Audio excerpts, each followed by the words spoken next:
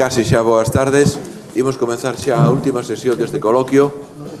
Como xa vos tiña informado, se vai adiantar algo a subida, digamos, das ponencias. Falábamos de que o luns estarían listas, pero creo que hoxe, en canto remate a sesión, xa van estar listas as ponencias na página web do Consello para que quen as poida consultar xa, Ben, como tamén se vos informou, en principio, máis adiante, temos que poñernos de acordo no prazo, se vai a facer unha versión escrita para un ebook, non?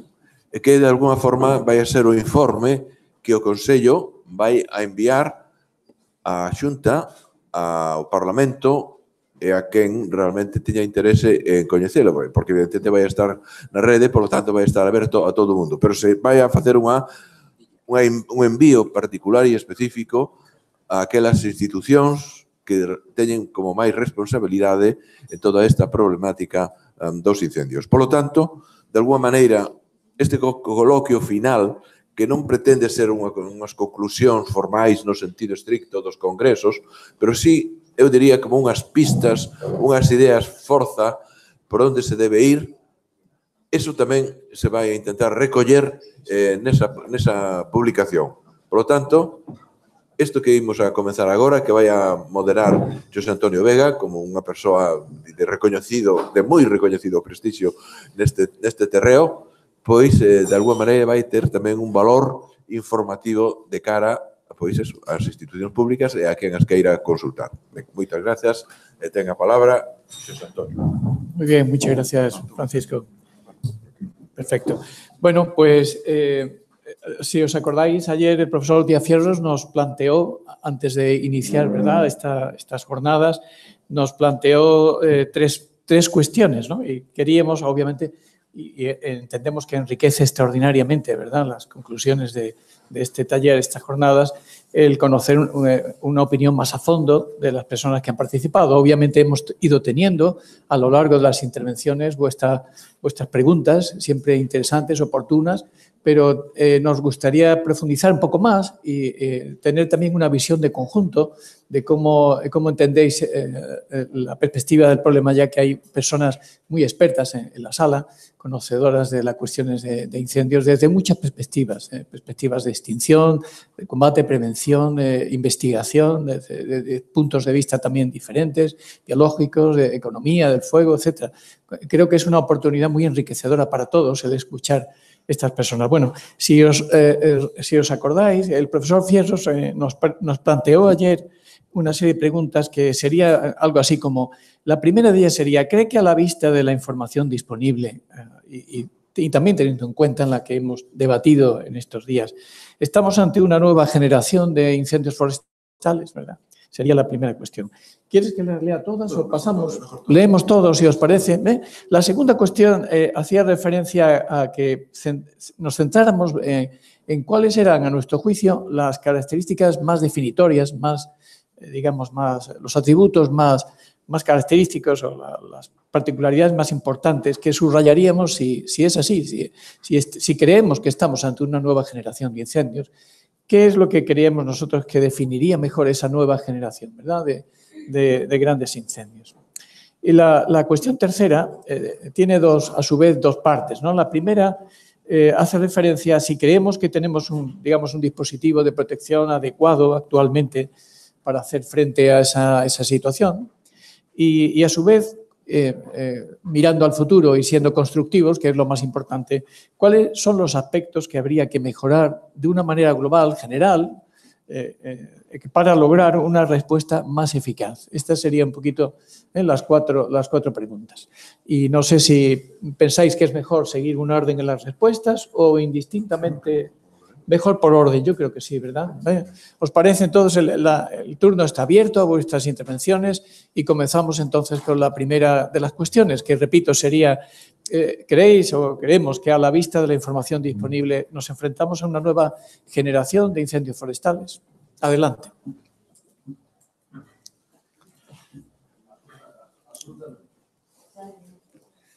¿Hay por ahí alguien que pueda dar un micro?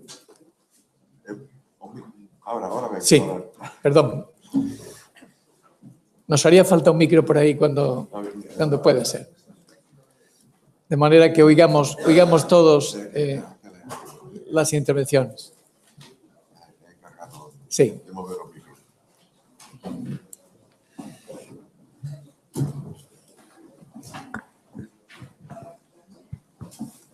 Yo creo que está en este lado, ¿no? La persona que ha preguntado. Sí.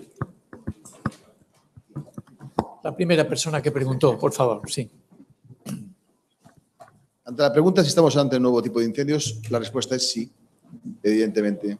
Incendios que superan la capacidad de extinción de los dispositivos, incendios que se propagan a una velocidad brutal, un escenario mucho más peligroso porque pone en riesgo las vidas de las personas permanentemente. Quiere decir, es una situación de una gravedad manifiesta, está pasando en todo el mundo y obviarlo pues me parece uno de los peores errores que puede haber. Es decir, tratar este tipo de incendios con los incendios de los años 90 o los años 80 es uno de los errores mayores que se puede cometer desde parte de la vía política, incluso de la vía social. Es una realidad. Entiendo. Había algunas intervenciones más, creo, ¿no? Algunas personas. Sí, por supuesto, los de la mesa pueden intervenir. Un simple matiz. A mí lo de cuarta generación no sé si me gusta, pero lo que sí está claro es que es una evolución más. Es un paso más. No sé si llamarlo cuarto, quinto, vale, o es simplemente una evolución a fuegos mucho más peligrosos en todos los sentidos. De acuerdo.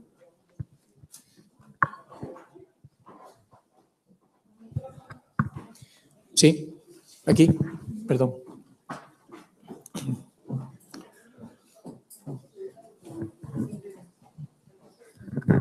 Hola, yo estoy de acuerdo en que estamos ante una nueva problemática de incendios, ante un nuevo tipo de incendios, por las dimensiones enormes que toman, pero creo que también está asociado a algo que ayer se esbozó y hoy el profesor Lourenço insistió un poco más en el tipo de especies que tenemos en nuestras plantaciones.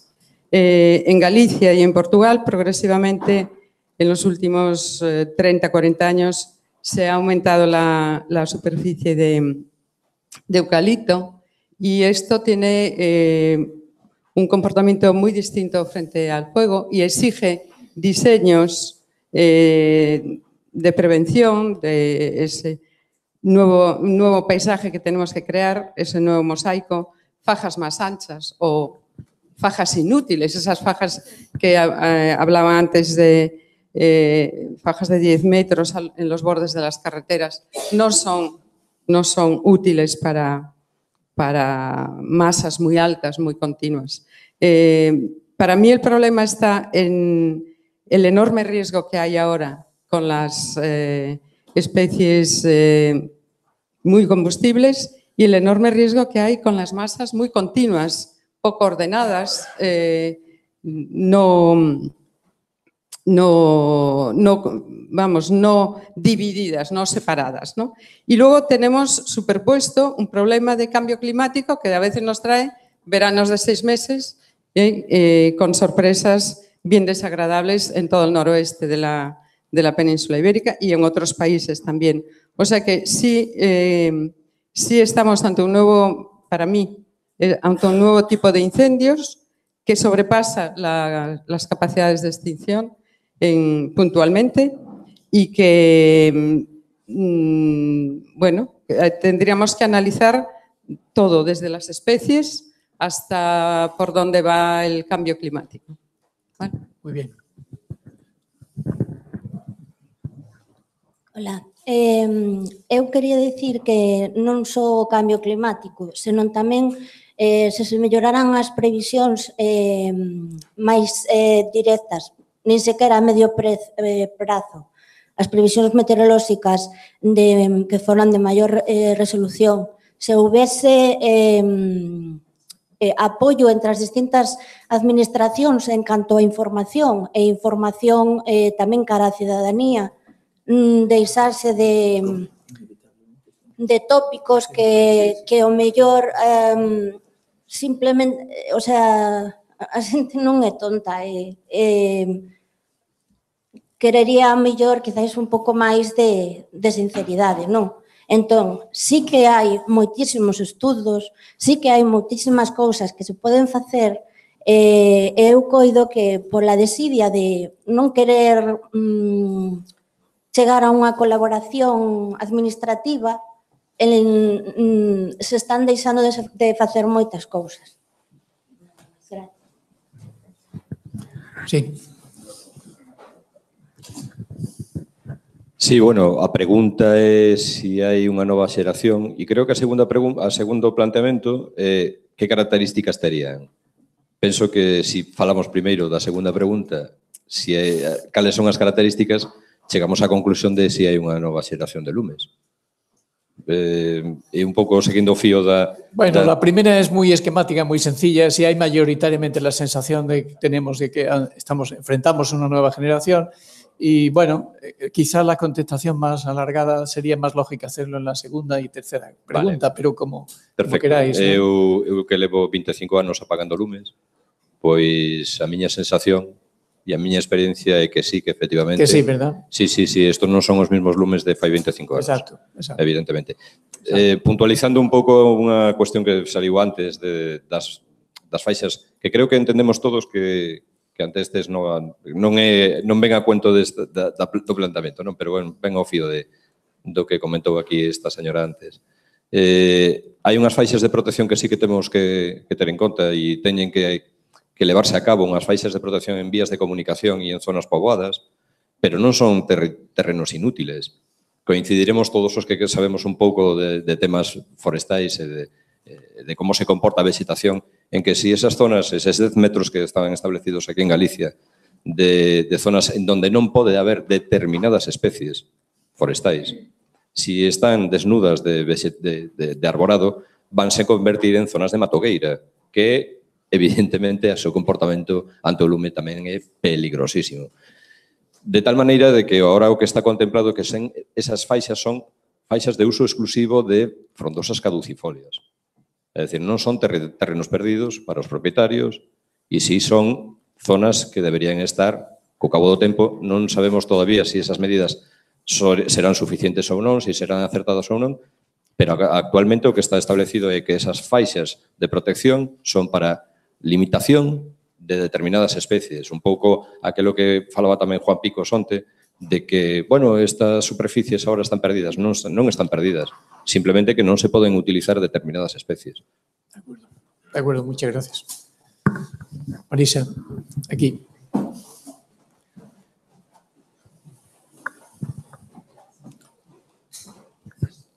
Buenos días. En primeiro lugar, bueno, vamos a ver, eu creo que sí que son incendios distintos e iso quedou demostrado e arche demostrado xa con todos os datos que nos foron dando, que é moito máis difícil de fazer.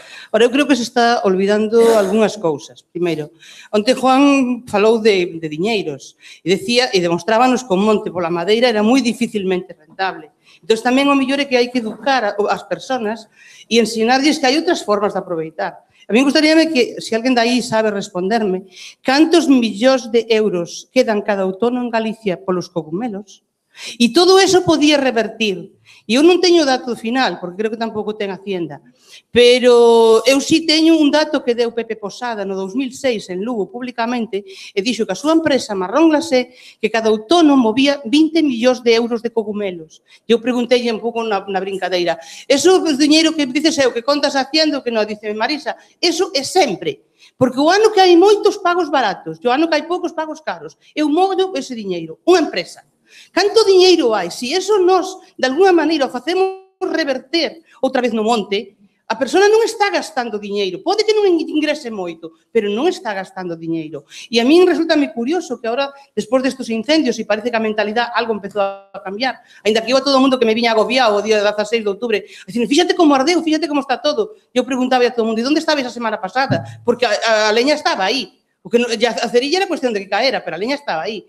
O sea que a veces é que todos somos un pouco inconscientes, ¿no? E ayer decías tú, falabas tú de a primeira xeneración de urbanitas. Eu non vou volver a casa de meus pais a traballar a terra, podo ter por seguro. Porque o día que me jubile teño 1000 cousas que facer que non é aquelo. Aquel monte está ali, entonces habrá que buscar a maneira. E máis, se nos siguen e nos cobran os dereitos de herencia, farei como moitos, aí vos queda. Eso será un monte abandonado. Ni siquiera, non sei, cando o Estado reconoza que é seu, xa aquilo tuvo que arder 1000 veces. É dicir, eu creo que hai que plantear as cousas nos mundos de hoxe. Isto é como a docencia, como a educación, como calquera outra cousa. Nos vamos tendo cada vez máis anos e non nos damos conta porque todos os días nos vemos ao espello, pero aí fora a xente sigue sendo a que tiña antes 20 anos, agora é diferente. Pois isto é igual. Entón, eu creo que temos que plantearnos as cousas de outra maneira. É dicir, bueno, e concordo desde logo con as faixas de frondosas. É dicir, eu creo que en Galicia, co minifundio que hai, non se poden empezar a deixar franxas porque entón chega un momento en que aquilo é terra de ninguén. O sea, realmente hai que enseñar a aproveitar. O mellor cambiar marcos de plantación, o mellor cambiar, meter, favorecer a aparición de micorrizas. Non estou dicindo meter planta micorrizada, que son cosas distintas. O sea, outras cousas, pero, por exemplo, eso podes aproveitar. Un pouco máis ao sur, un pouco máis a Ourense, están as aromáticas. Eu non sei se sabéis, pero teño relación con o Nordeste transmontano. Paso mitad da semana ali. Neste ano, estánse vendendo a Francia as cabezas das lavándulas envasadas ao vacío en fresco, porque mezcladas co lavandín na Provenza dan uns perfumes millores. Canta lavanda temos por aí? Pois montóns. O sea, temos que cambiar a visión, ter unha visión máis galla, máis global. E entón, ao mellor, a veces é que eu creo que estamos un pouco obsesionados. O monte é madeira, madeira e celulosas. E punto. O sea, así non podemos ir a ninguna parte. Temos que cambiar de mentalidade. E o das especies é unha das formas. É dicir, non podemos seguir metendo eucalipto nas cheas. Bueno, me chama a atención en Portugal que un día da semana dicen que vais a prohibir o eucalipto non sei cantos anos e 13 días máis tarde, claro, xa falaran os de Ence, 3 días máis tarde xa se iba a poder plantar onde estaba plantado antes, é dicir, en todo Portugal, porque realmente está todo. O sea, tras os montes non, porque no Nordeste non, porque non crece. Pero vamos, é que isto non é así. O sea, esas políticas son demagoxias puras e duras e creo que temos que deixarnos de demagoxias e facer diferente ao problema de echar de cabeza, porque isto é moi serio. E non só porque hacen casas e morran personas. Casas hai moitas e persoas tamén somos moitos no mundo. Moi bien. Pero hai máis cousas, é dicir, que a natureza é algo moi importante, forma algo que a nosa propiedade tamén a natureza. Muy bien, Marisa, muchas gracias.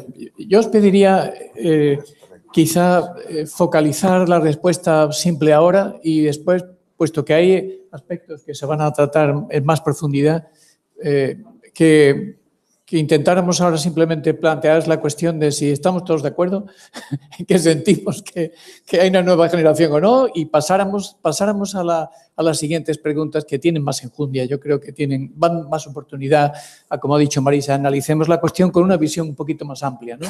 Esto es, ¿no? Si vamos a ver o triángulo do lume, combustible, oxígeno e o punto de ignición, é dicir, o home, porque son antropoxénicos.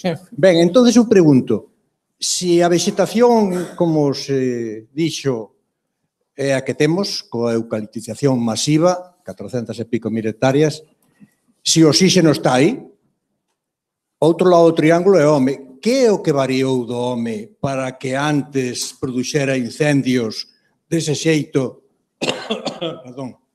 e agora contribuíra a que haxa estes lumes? Ou é exclusivamente a variación do tipo de vegetación e o abandono, bueno, a crise rural, a crise do noso territorio e da nosa sociedade. Pero, que lle pasa ao que pon o lume? É que hai máis pirómanos, hai máis criminais incendiarios, hai máis neglixentes e imprudentes, porque son as tres causas, os motivos, eu non digo causas, motivos.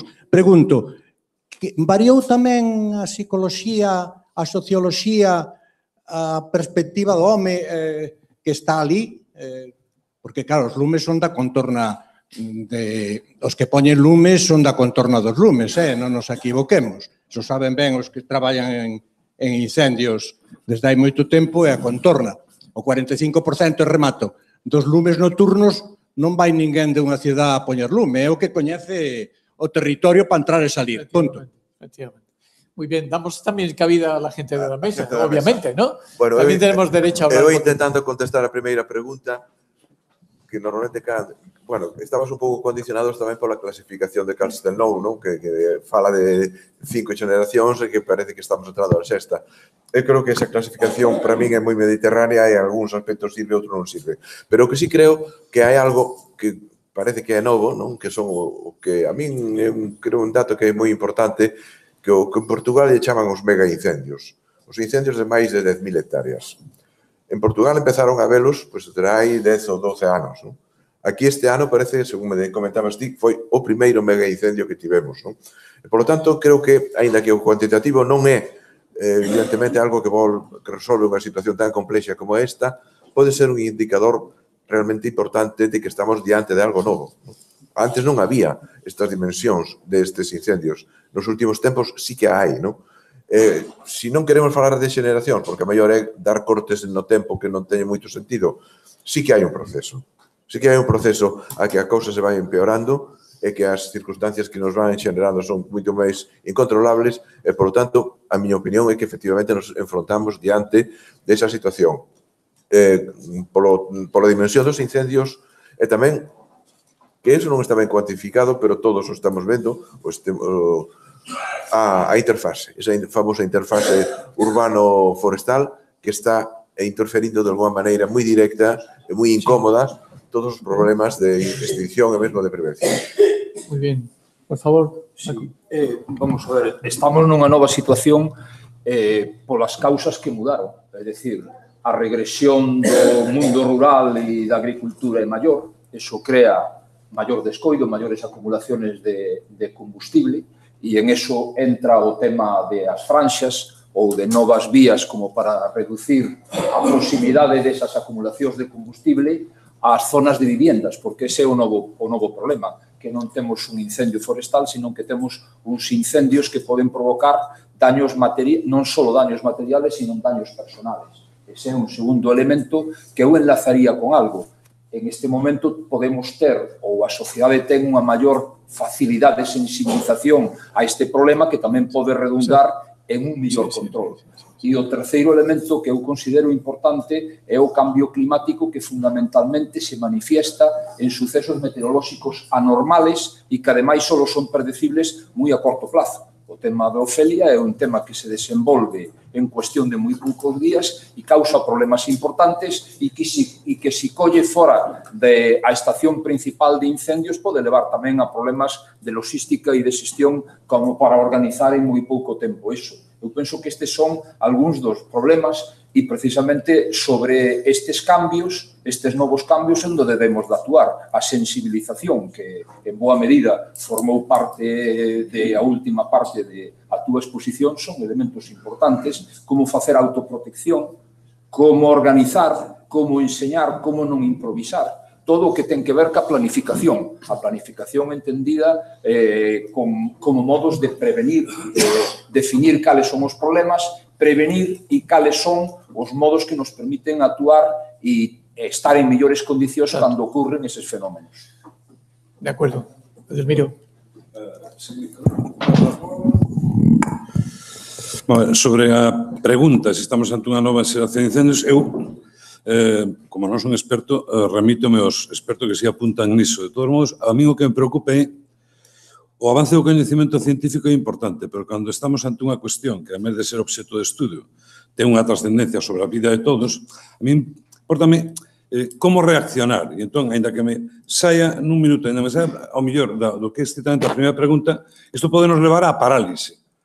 Isto é unha nova xeración de incendios, é unha maldición bíblica e aquí xustifica todo, incluído o de buscar chivos expiatorios de modo irracional. Entón, se eu entendo ben os meus amigos expertos no tema, detrás desa nova xeración que se plasma en mega incendios, está un problema de acumulación de combustible detrás do cal está, desde o modelo forestal o abandono do rural, ben. E depois están as cuestións climáticas sobre as quais a capacidade de actuar, polo menos a unha escala como a galega ou de Portugal, é limitada. O que pode, a reacción ante aí, ou a lección a sacar é, melloremos o coñecemento meteorolóxico e a transmisión diso aos servicios de prevención e extinción. E nesta línea de ir pensando como reaccionar ante o problema, porque se en gran medida isto é debido á acumulación de combustible en cantidade como non había antes, unido ao da unha interface urbano-forestal que aumenta o risco diso, iso quere dicir que o proceso non ten por que ser irreversible.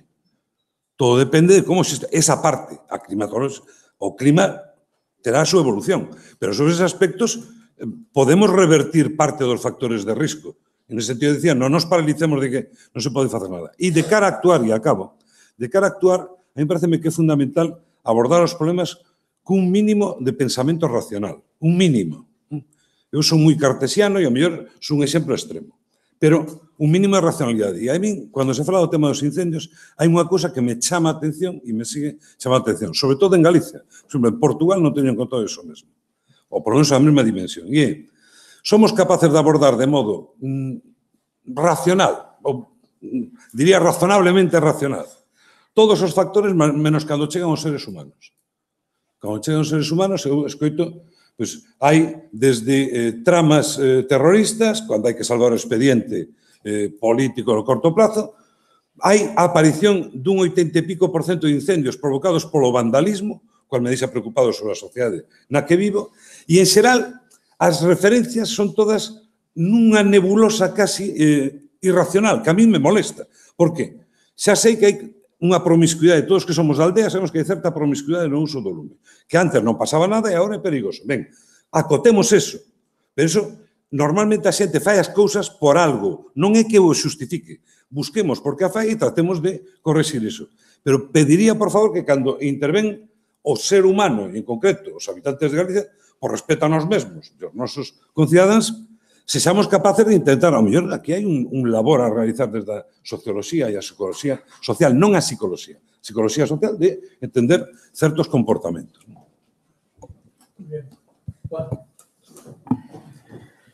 Bueno, respecto concretamente a pregunta, tamén intentaba un pouco ilustrarlo onte. No mes de xullo, despois dos sucesos en Portugal, se me fixo a pregunta de sería posible grandes incendios deste tamaño en Galicia? Esa é a pregunta de xullo. A resposta de novembro é sí. A de xullo era, bueno, unha a priori, pero a posteriori temos claro que sí, porque a demostración está. Chámelle xeración, chámelle evolución, pero a resposta é non pode pasar. E, por tanto, hai que prepararse para as mellores condiciones que nos poda pasar. Cada canto vai pasar? Pois a día de hoxe eu creo que non temos ese diagnóstico feito, pero a mera evidencia de que pode pasar é suficiente para empezar a prepararse da mellor maneira.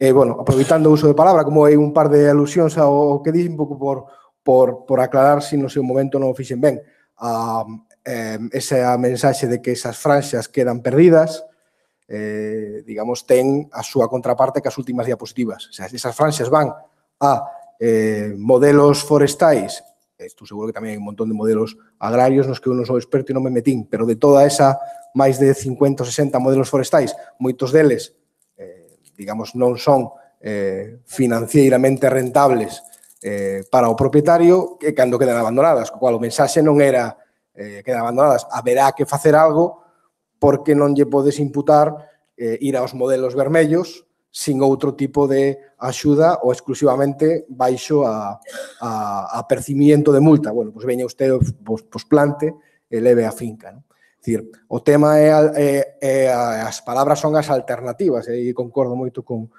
Marisa. O tema son as alternativas. Temos moito que traballar nas alternativas e a inercia do proceso e ir elixindo as soluciones que foron fáciles para os propietarios.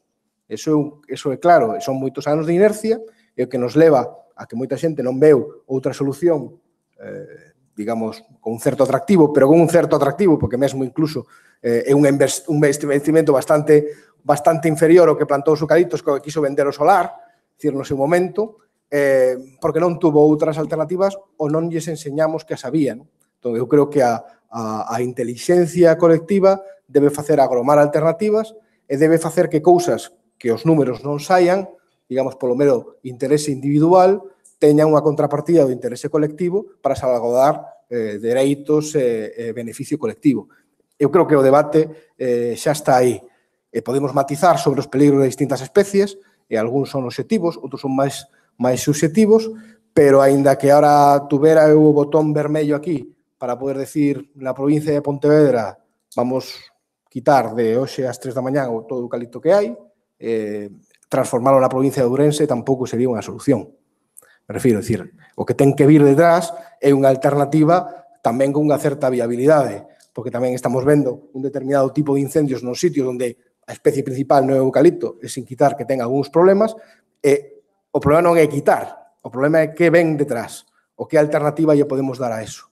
Eu creo que aí, dende a transdisciplinaridade que defendía José Antonio Vega, temos moito que facer, pero a exclusiva identificación de un problema sin atoparlle unha alternativa suficientemente interesante e retribuída colectivamente, se non ten unha retribución individual, é difícil. E moitos dos modelos que buscamos alternativos teñen unha inercia de posta en marcha que necesitan apoio. Eu creo que aí é como temos que ser capaces de aproveitar esas alternativas.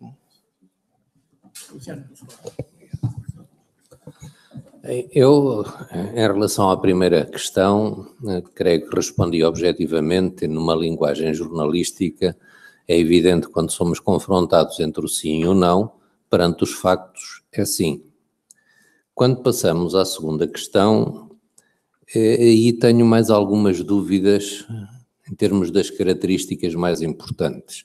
E tenho dúvidas porque, se olharmos apenas para um ou dois dos lados do triângulo do fogo, e fizermos essa análise em separado, claro que os combustíveis alteraram-se. E se ficarmos só pelos combustíveis, mais uma vez, estamos perante um novo cenário em termos de incêndios florestais. Quando analisamos o conjunto dentro dessa análise transdisciplinar, se quisermos, provavelmente vemos que outras coisas também mudaram. E as pessoas de que falavam, que no fundo têm a ver com as ignições, são importantes. E as causas provavelmente alteraram-se. Provavelmente o comportamento de quem combate os incêndios também é diferente. E se falamos em meios, eles são completamente diferentes do que eram há uns anos atrás e do que eram há um século atrás. E eu, na minha apresentação, tive o cuidado de chamar a atenção para um incêndio de Leiria de há 100 anos, 101 anos, que já foi um grande incêndio nessa altura e que provavelmente, ao tempo, estaria exatamente num contexto semelhante àquele que estamos a viver agora. E poderíamos dar outros exemplos. Em 86, o primeiro incêndio que eu estudei foi exatamente nas dunas de Mira, onde ardeu agora. E estudei-o, sabem porquê? Não tem a ver com o câmbio climático, com as mudanças climáticas como se referem agora. Tem a ver com a ideia que existia de que estávamos no litoral, o Pinhal estava numa área muito mais úmida e não tinha condições para arder. E como não tinha condições para arder, os meios envolvidos na primeira intervenção até foram poucos. E depois era uma área de areia, os veículos nem se sabiam movimentar na areia e pronto, e quando ele foi grande já não havia muito a fazer a não ser apagá-lo nas condições em que foi. Portanto, há aqui uma série de pressupostos que, se nós começarmos a juntá-los, provavelmente os incêndios que temos agora, no contexto atual, em que temos aviões cada vez mais bem equipados, em que temos meios e recursos cada vez mais adequados ao combate, provavelmente isso acontece porque falhamos na primeira intervenção, no ataque inicial e no tempo de gestão. E pronto, depois de ser grandes, temos outros combustíveis, provavelmente serão diferentes. Agora, enfim, se voltamos ao aspecto objetivo das áreas, da dimensão, claramente que estamos a evoluir e estamos noutras gerações. Quando conjugamos o conjunto, provavelmente temos situações diferenciadas que já ocorreram no passado e que se repetiram várias vezes e que não vou aqui desenvolver, mas que era importante tratar em conjunto. Muchas gracias, Luciano. Bueno, yo trataría de intentar ceñirme a lo que habíamos pensado, pero vamos a ver. Respecto a la primera cuestión, entiendo que todo el mundo, que hay un consenso generalizado, ¿no? De que efectivamente nos encontramos ante una nueva situación. Las razones no estaban, digamos que específicamente preguntadas, pero han sido tratadas en profundidad, yo creo, durante las jornadas y están aflorando de nuevo, ¿no? Realmente ha habido una referencia clarísima al cambio climático por parte de Sineiro. Las estructuras, digamos, económicas, sociales, subyacentes también se han modificado y han sido puestas de manifiesto bien por Edelmiro, ¿no? Y por otras personas. De manera que la primera pregunta yo entiendo, sí, a menos que digáis no, que todo el mundo prácticamente estamos de acuerdo que sí nos enfrentamos a una nueva situación, ¿no? Lo que no hemos preguntado, lo que no hemos contestado casi nadie, entiendo hasta ahora, es ¿y cuáles son sus características esenciales, ¿no? De alguna forma se han dicho, pero muy indirectamente. Fierro se ha referido al tamaño de los incendios. Efectivamente, estos incendios tienden a ser más grandes, ¿no? Son también más rápidos. Yo creo que la rapidez es importante y tienden, por lo poco que hasta ahora sabemos, tienden a ser más severos. También en el sentido de mayor daño al suelo, a la vegetación y bueno, y como ha recordado muy bien Sineiro, a la interfaz rural, urbana, forestal, como queramos llamarle, ¿no? Entonces, ¿qué características deberíamos de hacer un esfuerzo colectivo, yo creo, para subrayar qué características de esa nueva situación? Porque si no clarificamos ese punto, tan malamente podemos decir dónde vamos a actuar para corregirla o qué medidas podemos tener adecuadas para responder, ¿de acuerdo? De manera que, ¿qué os parece si centramos la cuestión en... Sí, efectivamente, estamos ante una nueva situación. ¿Cuáles son las características? Bueno, yo entiendo que por encima de todo, después de oíros a todos lo que habéis dicho, probablemente estoy equivocado, el motor principal es el cambio climático, yo creo, ¿eh? Porque las estructuras agrarias, con esa mudanza enorme que hemos tenido en Galicia, que ha sido también documentada estos días, ha sido un proceso relativamente lento si consideramos las modificaciones en cambios que ha habido en la dinámica del incendio en los años recientes. Tú crees que no, ¿no? Se está agravando. Eu creo que ese cambio... Se está agravando e precisamente o non resolver esos temas nos leva sobre o exemplo de Picos e que me perdone de onte. Cando un actúa sea con sistemas forestales ou sistemas ganadeiros que conozco mellor, cando un actúa a nivel individual non ten soluciones. Claro. A veces fan falta soluciones colectivas. É dicir, pode haber intercambios de parcelas que me permiten agregalas ou ten que haber unhas políticas que precisamente fagan esas cuestiones. E aí é onde arrastramos moitos problemas por isto e os seguiremos arrastrando por o futuro, se seguirán agravando, etc. E aí iniciativas como de poñer en común terras forestales para aproveitamento conxunto pode quedar en unhas iniciativas en pequena dimensión se non se avanza máis neso ou non se fan unhas políticas potentes que traten de formular. Pode haber acuerdos privados de intercambio de parcelas, pero se non tendrá que haber políticas públicas que definan uns polígonos e que dicen se aquí hai unha maioría de propietarios que queren facer eso, tamén indirectamente se ven obligados a isto. E isto é pasar ao terreno rural o que se fixo en planes especiales urbanísticos, etc. Sí, pero fijaros... Eu penso que estas son, para meu entender, e remato con isto, hai algunhas medidas que quedan a nivel particular. Autoprotexernos nós, non tratar de facer digamos, queimas ou algún tratamento que sea peligroso.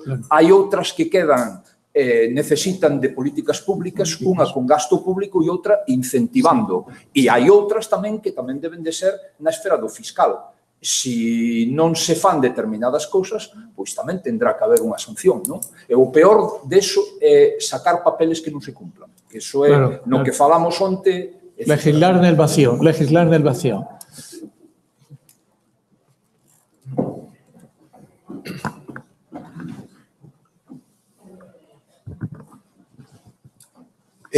Ustedes estaban planteando qué diferencia había, ¿no? Básicamente, entre cómo actuar o qué diferencia había entre este tipo de incendios y cómo, con los que había antes, ¿no? Básicamente yo establezco a mi criterio, dos diferentes claves. Debido a la complejidad del incendio y obliga a defender sobre todo a bienes materiales y personas, crea una actitud en los dispositivos defensiva y no ofensiva sobre el incendio principal, que era un incendio forestal inicialmente. Cuando el incendio forestal deja de ser la prioridad, porque hay una prioridad diferente que tiene que existir, que las personas y los bienes, lógicamente se pierde potencia sobre el incendio inicial, que es un incendio forestal. Esto va agravando el proceso. Quiere decir, se pasa de una táctica ofensiva contra el incendio forestal a una táctica defensiva, de los populacionales se pierde iniciativa sobre el incendio forestal. Esto es lo primero que quería poner encima de la mesa. Y segundo punto, para mí importante, cuando antes los ponentes exponen la capacidad, digamos, una cosa es llegar a un incendio en fases iniciales y otra cosa es tener capacidad para hacer frente a este incendio en la fase inicial. Es una diferencia importante. Quiere decir, usted puede llegar rápidamente a un incendio en la fase inicial, pero no tiene capacidad sobre control sobre esa fase inicial. Por lo tanto, es una tontería llegar pronto. Hay que llegar bien preparado. La diferencia es cómo qué tipo de dispositivo llega, cómo llega y con qué capacidad técnica llega. Por ejemplo, para mí es importante, por ejemplo, cuando se habla, por ejemplo, de los medios aéreos, que es un tema común, que el medio aéreo es un medio de respuesta rápida, hay que verlo si es tanto. Porque, por ejemplo, en condiciones climáticas adversas, con velocidades de viento muy elevadas, por encima de 30 nudos, la mayoría de los helicópteros que trabajan en Galicia no pueden volar. Por lo tanto, priorizar ese sistema en condiciones climáticas adversas a lo mejor no es la solución. Quiere decir, por lo tanto, el planteamiento tiene que ser doble. La actitud pasa a ser defensiva cuando debía ser ofensivo y hay que llegar con la capacidad adecuada de trabajo y con la preparación adecuada de trabajo. Por eso que para apagar fuego civil cualquiera es el principal error del sistema. Hace falta una especialización grande y mucho más cuando el fuego es complejo, como un mega incendio. Muchas gracias. Plácido. Totalmente de acordo. Eu teño 50 anos de experiencia, 30 anos case loitando contra os incendios desde uns postos determinados. Concordo totalmente co que di... Como te chamas, por favor? Manuel. Co que di Manuel. É dicir, por que se queimaron 200.000 hectáreas no 89, 70.000 no 90, que non foron 50, oficialmente 50, pero despois Icona mandou os informes 70.000. Bueno, e baixamos a 12.000. Non porque estuvera Plácido Bamón Dalí, nin o conselleiro X, non, porque houve un dispositivo novo onde estaba sobre o territorio un ataque ao lume inicial de 10 minutos. Primeiro punto. Segundo punto, o ataque ofensivo non defensivo. Neste momento, a min caeme alma aos pés, por seguridade do persoal, penso que é comprensible despois dos grandes desastres de Guadalajara, de outros incendios enormes onde morreron xente, de que se teña moita precaución e prevención. Eu o comprendo perfectamente. Pero antes o ataque era directo. O ataque primeiro era directo, de persoal de terra, con cuadrillas de 7 ou 8 persoas. Despois viñan os medios aéreos. Había menos medios aéreos que hai agora, non? Despois os lumes de noite. Lumes de noite que non poden actuar os medios aéreos. Durante 2 anos os paisanos, digo os paisanos, así, tranquilamente, non sabían que os helicópteros non eran conscientes que podían voar pola noite, por lo tanto non había tantos pola noite. Cando se decataron de... Bueno, quero dicir, os drones, por exemplo, a min acúsame de ser un axente policial encuberto, porque parece que estou vendo incendiarios por todos os lados. Non, non é certo. Hai clasificación de motivacións, estou de acordo co que di Edelmiro, motivacións, non causas, motivacións. Están perfectamente establecidas. Hai o que se chamaba a tarta de camarero, que era un enxeñeiro de montes clásico, onde había máis de 50 causas, motivacións, chamaría eu, de lume. Entón, deixémonos de caralladas, deixémonos de andrómenas. O lume en Galicia, aparte das condicións estruturais do rural, que estou de acordo, como non vou estar de acordo coa xente que hai aí, que coñece o problema en profundidade. O problema das especies, o problema do abandono, o problema do envellecimento. Pero despois hai un factor humano clarísimo, que se non se quere ver, citar o fiscal. Falouse do fiscal aí. Bueno, pois eu tuve dialécticas co fiscal de Medio Ambiente porque estou de acordo que non hai un Sanedrín que queime Galicia, porque xa estaba queimada Galicia, se houbera, pero hai pequenos acordos concretos. Vamos a ver, grandes lumes. Nos anos 60 queimouse papelera española, vou non dicir, 5.000 hectáreas de silvestris no parque en Ourense, 5.000 hectáreas dun golpe queimados de silvestris. Incendios en Cualedro de 3.000, 4.000 hectáreas. 30.000 hectáreas no mes de agosto de 2005, non 2006. 30.000 hectáreas. 96.000 no 2006. Cal é o ratio por lume?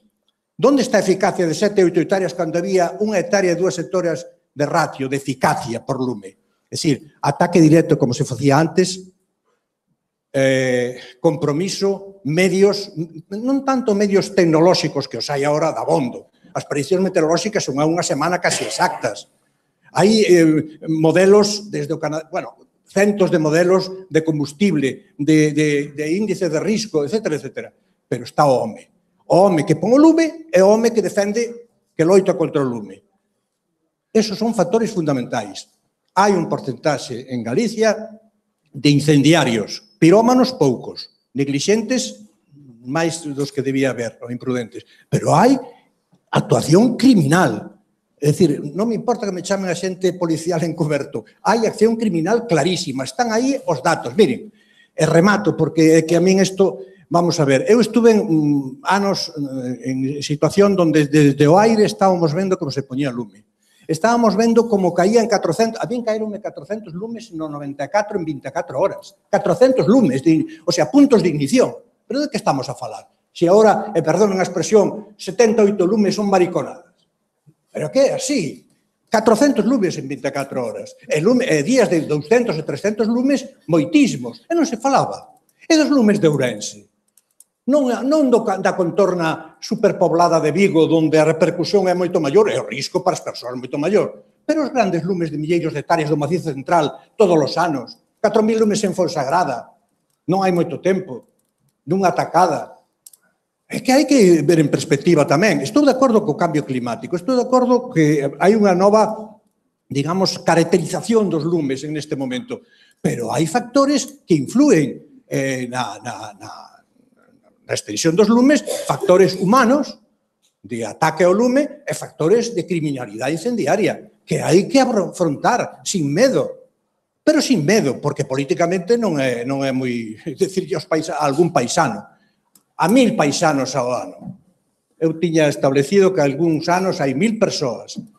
Eu puxen na anterior xornadas, puxen aí unhas fotos deste ano pasado de 5 puntos de lume en Piñor de Cea. Bueno, en medio dun piñeiral, porque é unha zona de piñeiral moi importante e interesante, 5 puntos de lume estaban na foto. E o lume de Ourense en Cachamuiña con 5 puntos de lume ás 7 da tarde para que veran a xente que baixaba do polígono industrial pola estrada aquela que vai a Ourense. Hai cantidad de información donde, desde logo, os que temos experiencia de ataque directo ao lume a nivel de comarca, a nivel local, e os que tiñamos unha perspectiva global de toda Galicia, vamos, eu lutei sempre con este factor, non é o único, por suposto, pero é un factor importantísimo, a criminalidade incendiaria, e termino. Vamos aí adelante. Si me permiten aí que había unha man levantada, hilando con estes dous temas, estou totalmente de acordo na que se debería profundizar na investigación da intencionalidade e pillar os pirómanos, porque a fin de contas, os incendiarios, bueno, a fin de contas, a materia non arde por si sola, ou é moi raro que iso aconteza, e tamén, hilando co que comentou aquí Manuel, sobre a profesionalización do dispositivo, pola parte que me toca, teño que dicir que eu son traballador de 3 meses da campaña de incendios, e neses 3 meses o dou todo, intento dar todo o que podo de min, pero teño 9 meses de parón bestial, nos que me teño que dedicar a outra cousa, que non son os incendios. É como a min, moitísimos compañeiros. Cando chego o día 1 de xullo, se me pide que sea un super profesional e que o primeiro día que este o 100%. E non é fácil. Onde quero chegar tamén é que os últimos lumes pedrogan o 17 de xuño. A outra vaga importante deste ano, 15 de outubro. Temporada de máximo risco do 1 de xullo a 30 de setembro. Algo pasa aquí. Si queremos un dispositivo, un reforzo máximo, eu entendo que non pode ser só de 3 meses, que podría ser por lo menos de 5 ou 6 meses para cubrir aí unha franxa importante. E aquí teño unha questão para os colegas portugueses e é, por descoñecemento, non sei qual é o período máximo risco onde que está todo operativo disponível para a luta contra os incendios florestais. Obrigado. Mira, bueno, hay una pregunta para Antonio, como queráis. A ver, no, pues conteste, sí.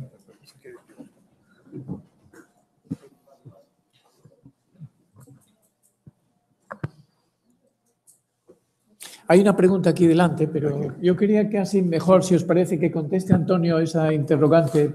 Essa é muito curta. O período crítico pode ser decretado com alterações, mas o período efetivo onde estão todos os meios disponíveis são 3 meses também, é do dia 1 de julho ao dia 30 de setembro.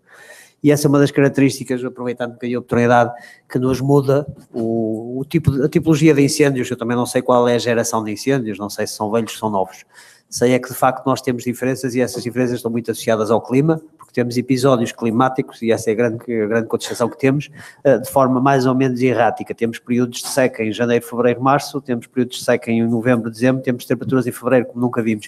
E, portanto, o que está a provocar um bocadinho esta diferença de comportamento de fogo é, de facto, termos alterações climáticas. E essas temos, é evidente, quer dizer, elas podem mudar daqui para a frente, nos últimos anos tivemos-las. E é, de facto, esta ocupação do território. E, portanto, esta ocupação do território, cada vez com menos gente, cada vez mais homogénea. Eu, em 2017, assustei-me na Grécia, porque vi as aldeias, o fogo chegar às aldeias, porque à volta das casas o que havia era matos.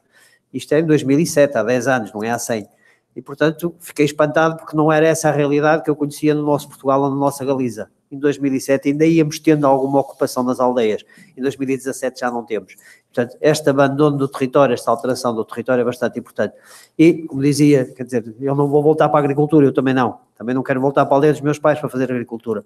Mas nós, quando fazemos as contas àquilo que nos custa tudo isto, temos que ver a viabilidade das intervenções de maneira diferente. Se calhar não é rentável fazer carvalhais a 20 anos.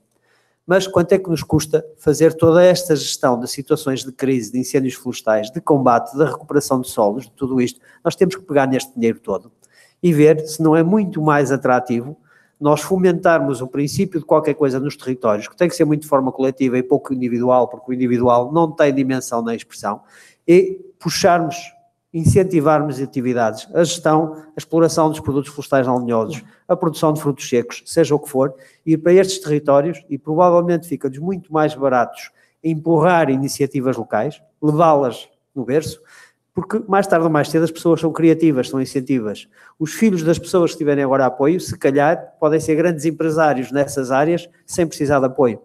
Portanto, as contas que temos que fazer não são as contas tradicionais financeiras. Eu vejo muito mais a externalidade da defesa da floresta contra incêndios do que a externalidade florestal de que se fala tanto. Eu não devo ter um apoio só porque tenho carvalhos, eu devo ter um apoio porque tenho carvalhos e porque eles têm um objetivo, de facto, público. E o da proteção é o primeiro.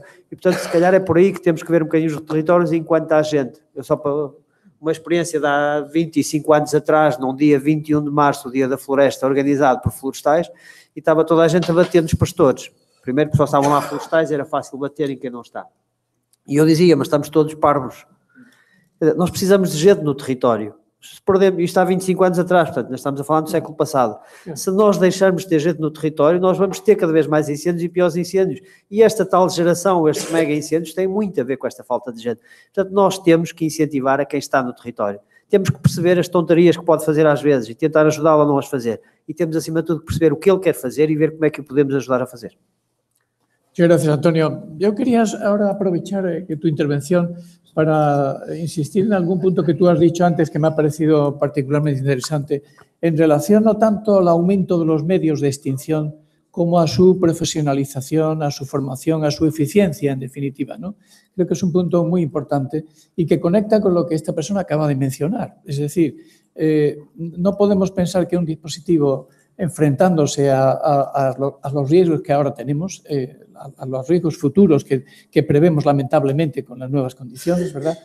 Podemos tener un sistema inestable, un sistema donde no se da tiempo a que el personal se forme completamente, se interrumpe su actividad, etc. Además, estas personas, si se incrementa su formación, pueden también ser agentes de extensión, de protección, de prevención, etc. Jugar un papel mucho más rico, más integrado en la actividad, en definitiva, forestal, ¿no? Entonces, entiendo que también había que demandar a la Administración que ese conjunto de profesionales tengan un periodo mayor de actividad, que esos equipos de extinción, como tú has recalcado antes, sean más profesionales. Y eso pasa porque tengan más experiencia y más entrenamiento también. Aproveitar. Elas têm que ser profissionais não só em defesa, mas de facto naquilo, esta perspectiva de termos bons profissionais a trabalhar 3 meses por ano, ou seja, eu só treino 3 meses, mas treino quando está a acontecer, o resto do ano estou à espera que aconteça. Isto é completamente inviável, quer dizer, nós não podemos ser eficazes nestas circunstâncias. Agora, temos é que atribuir funções diferentes só da proteção civil. Este apoio à autoproteção. As equipas que fazem combate devem ser as mesmas equipas que vão apoiar as populações, a aconselhá-los tecnicamente, a dizer este material não pode estar, isto não pode estar aqui, e portanto arranjar-lhes trabalho todo o ano. Isto fica-nos sempre muito mais barato do que andar a combater incêndios e comprar aviões, se ainda nós os construíssemos. O grande negócio dos incêndios em Portugal diz que são os meios aéreos, diz que são os bombeiros voluntários. O grande negócio dos incêndios em Portugal é a Mercedes, é a MAN, é a Iveco, é a Renault. são os que nos vendem caminhões. E esses são os primeiros a ganhar e não tem nada a ver. Portanto, quando se diz criminalizar os incêndios, vai pôr quem tem interesse, mas são os alemães que vêm pôr incêndios da Mercedes a Portugal. Não, mas são eles que nos vendem caminhões a 150 mil euros e a 200 mil euros cada um. E, portanto, vamos pegar neste dinheiro e vamos incentivar atividades no mundo rural. E incentivar pode ser muito com estas equipas que devem trabalhar o ano todo. É a única maneira, é conhecer o território, é conhecer as pessoas, é colaborar com as pessoas. Portanto, eu acho que a solução tem que passar muito por aí, para esta situação tão complicada. Sí, Tarsi había pedido un momentito aquí. Sí, por favor. Y había atrás uno, perdón. Sí. Perdón, ahora después habla esta persona de atrás y aquí hay dos más. Tarsi, adelante cuando quieras. Hay una persona pedida también. En realidad ya me pisó la... Bueno. Plácido. Pero sí, es que me estaba extrañando muchísimo que estáis hablando del Triángulo del Fuego. Efectivamente, el Triángulo del Fuego necesita oxígeno, necesita combustible, pero necesita una fuente de calor. Y la fuente de calor aquí en Galicia, que podría ser un rayo, no suele ser. Entonces, ¿cuál es la fuente de calor? Una cerilla, un artilugio, etcétera. Yo, por ejemplo, en estos incendios que hubo en octubre, pues me extrañó muchísimo que estaba ardiendo el Caurel, perdón, los Ancares. Inmediatamente pasa al Caurel. Aunque hubiera, que no lo sé ahora, si hay eucaliptos, no creo que la proyección llegara desde los Ancares al Caurel. Y luego pasó al Sistral. Sí. Bueno, yo no sé, pero yo creo como Plácido que hay personas que prenden fuego al monte. Porque si no, ¿dónde está la fuente de calor? Por mucho que el cambio climático nos ha llevado un tiempo muy favorable para los incendios, por la temperatura, por la humedad, etcétera, etcétera. Pero si no hay una fuente de calor, es decir, si no hay alguien que con un apellido, con un mechero que ponga fuego al combustible, no tiene por qué haber incendios. Muchas gracias, Tarsi. Perdón por esa persona de atrás que le hemos postergado, pero que ahora mismo va a decir lo que piense mejor. A ver si me entiende y que estoy un poco nervioso. Vamos a ver. Voy a intentar ser un poco más realista, porque estamos hablando de una problemática que tenemos en Galicia, ordenación, especies... No se oye muy bien, por favor. Digo que estamos hablando de una problemática que tenemos en Galicia, que es la especie, la ordenación, un montón de situaciones que son complicadas, fantasía un poco a largo plazo.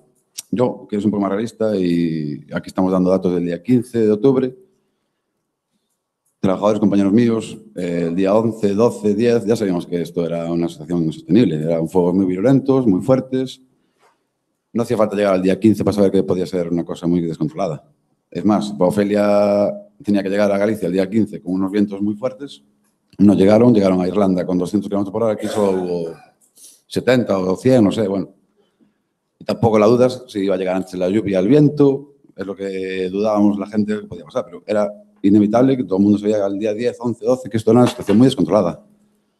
Claro, mi pregunta es, ¿no hay mecanismos, que estamos profesionales aquí, gente que sabe, tiene estudios, ¿no hay mecanismos para alertar a la gente, población, de situaciones? Porque ahora está bien dar datos, humedades, temperaturas, pero eso se sabía antes. Compañeros míos estamos viendo que eran situaciones muy complicadas, te digo. Por lo tanto, no hay unos mecanismos de emergencia, de avisar a la población. Está claro que el otro no se puede cambiar de un día para otro, pero el tema de tener a la población avisada y alertada sí que se puede hacer. Yo, es que me parece increíble, el día 15 todo el mundo se sorprendía que hubiese tantos incendios. El día 16 todo el mundo extrañado. Y yo, en mi entorno, los compañeros de trabajo, lo veíamos una situación muy normal, viendo lo que veníamos de pasar días antes, quiero decir. O sea, que no nos pille tanto de sorpresa, quiero decir. Claro. Muy bien, muchas gracias. Perdón. Enrique. Sí. Aquí delante, sí. Hola, gracias. Eu vou tentar de abrir un pouco máis, porque Antonio falou de diversificar as fontes de oportunidades do monte, Marisa falou tamén, falou dos cogumelos. Hai moitas oportunidades, pero moitas máis. A apicultura, hai moitas posibilidades que compre fomentar. O que pasa é que cando un fala de estrategia de ocupación do territorio, ten aínda que ir para atrás. Aquí sodes todos unha xeira de xente que sabe moito de montes, de agricultura e de gandeiría. Hai algo máis. Pasa tamén nas administracións públicas. Ten un apartado de medio rural ou de industria. E, ademais, temos un país que ten algunhas características diferentes que a veces non aproveitamos. E nós temos unha cosa que se chama o Camiño de Santiago. Estamos diante da catedral. Temos 8 camiños, 8, incluído o de Fisterra, que atravesan todo o medio rural galego que non ten casi outras oportunidades de vivir. Bueno, é un tema a potenciar. Este ano viñeron 300.000 persoas dentro de no 2021, que sei que é ano santo, virán ao mellor 600.000. Bueno, eso é unha oportunidade importante. E, por tanto, vai fixar poboación, pero tamén para fixar, por exemplo, unha prioridade de silvicultura a 1 kilómetro de distancia de calquer camiño de Santiago. Porque, para min, as caducifolias, as frondas caducifolias, deberían ser obrigatorias, salvo que existan, pois non sei, outros cultivos ou outras cousas, non? Pero en caso de foresta, no Camiño de Santiago, digo 3 razóns, por 3 razóns. Primeiro, a xente que vai camiñando ve as cousas moi devagar. E a calidade da paisaxe aquí a veces bota moito que desexar. Entón, caducifolias simplemente por un problema estético. Segundo, os que camiñan gustalles ter sombra no verán e sol no inverno. Entón, ter unha boa cuberta de caducifolias axudará aos que veñen fa un esforzo. No, pero estamos a falar de ordenación do territorio. E terceiro, son tamén unha barreira contra o lume. E non só contra o lume que poda producir por calquer pirómano ou circunstancia da zona. Es que os propios camiñantes son un perigo. E é millor que existe unha banda de protección de onde vai transcurrir tanta xente. Porque igual morremos de éxito, en vez de 500.000 veñen 1 millón, e que facemos con eles? Perdón, eso deixo a mí un paisajista inglés un día, dice, podedes morrer de éxito. Pero decía, o home que recuperou Bath, decíame, en este Camiño de Santiago, se tedes 300.000, pero se ven 1 millón, que facedes? Para mí é unha oportunidade de innovación rural que ten Galicia e non ten ninguén. Non ten ninguén máis que nós. Entón, aproveitemos. Eu vou poñer un exemplo moito máis práctico. O que chamo eu os árbores de ferro. Os árbores de ferro, os eólicos, están por aí? Moi ben. No, pero es que quero matizar, perdona, teño que ir. Perdón, pensé que habías terminado. Pero os árboles de ferro sirven para abrir camiños e para ter un servicio de mantenimiento, non son produción primaria, que é da que sempre estamos a falar, que se cogumelos, que se árboles. Pero, ademais diso, pagan diñeiro por alugueiro. E Galicia ten, fixemos un estudio na Fundación Juana Vega hai 6 ou 7 anos, cobramos o 30% menos por kilovatio que a media de España. O sea, é un sitio onde hai moito vento, que non hai en outro sitio, e cobramos pouco.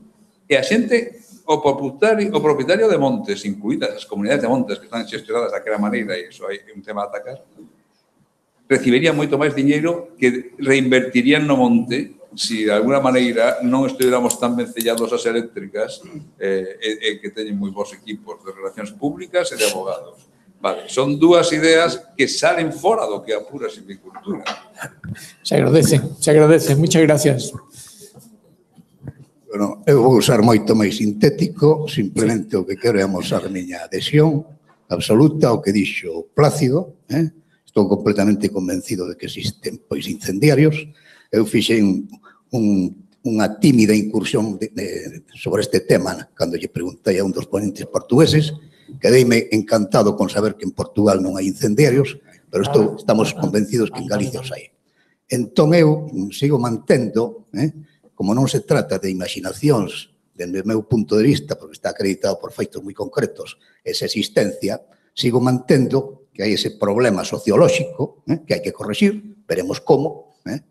Delmiro fixe aí unha aproximación, Pero claro, evidentemente é moi difícil cambiar a mentalidade da xente. E sigo mantendo, ainda contando coas dificultades que iso ten, que un elemento preventivo, ainda que sone moi duro decilo, pero non teño ningún problema en decilo, é o elemento coactivo. E o elemento coactivo ten que partir da base de que, ainda sabendo das dificultades que ten a práctica da proba no proceso judicial, pois hai que incrementar as sancións de tipo penal. Eu estou convencido deso e gábome de que, aínda que advertín por parte de algúns dos ponentes, por non dicir todos, como unha especie de velo, digamos, de ocultismo sobre este tema tan concreto, estou satisfeito de que por parte do auditorio en grande parte pois sexa partícipe deste problema. E nada máis. Muchas gracias. Por favor, Miro. Mira, un apunte sobre unha cosa que quedara atrás, cando tú apuntabas que detrás da xeración dos novos incendios, se que é unha nova xeración, tiñan que operar principalmente factores climáticos porque os cambios no rural viñan de moito máis atrás. Simplemente era precisar que, esta é unha pura evidencia cuantitativa, este é un proceso que se acelera basicamente a partir da integración na Unión Europea. Non tanto a disminución do número de persoas que traballan no campo, que tamén son sobre todo a partir de aí cando eso leva asociado unha desaparición de explotacións. De algún modo, durante 20 anos saiu en familias que había 3, 4, 5 persoas traballando na casa e migraron 2 ou 3, pero seguiu quedando como mínimo da xeración inicial que tiña daquelas 40 e pico, 50.